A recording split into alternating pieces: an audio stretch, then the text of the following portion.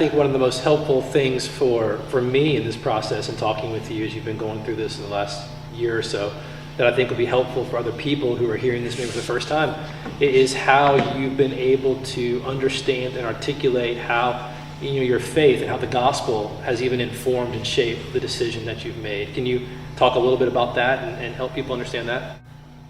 Sure. So, as I said, kind of my initial response to finding out about Ryan's condition, it was really just kind of a gut reaction of, I can help, so why wouldn't I?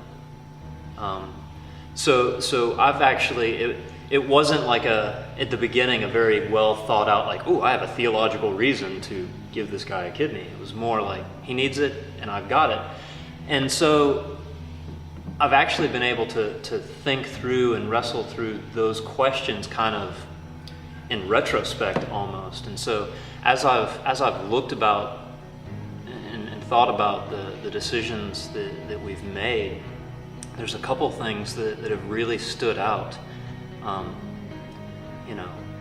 One aspect of the gospel that's really stood out is that just the freedom that comes from the gospel, in the sense that so much of life tends to naturally incline itself to self-preservation and seeking our own good.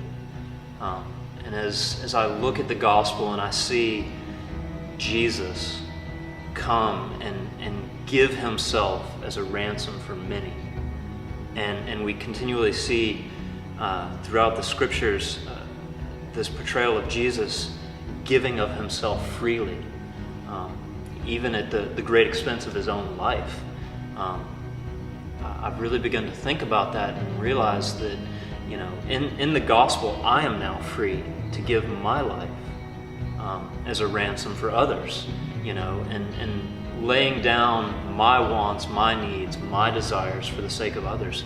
And it's not just in giving a kidney, but it's, really as we look at the gospel and we think about it and we allow it to transform our hearts, it's the very thing that, not just allows me to see somebody in need for needing a kidney and willing to donate that, but it's the same thing that allows me to love my wife. In Ephesians we see that I'm to love my wife as Christ loved the church and gave himself for her. And so as I've thought about the gospel, as I've thought about it in relation to giving of physically part of my body,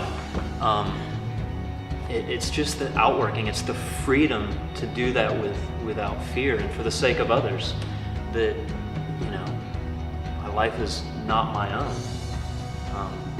It doesn't always necessarily end in giving of organs, but it frees us to not fear in doing that. It frees us to be able to love and to serve and to give ourselves. So that's really been one thing that's kind of been at the forefront, is just the freedom to give that the gospel gives us. Jesus, how I trust you.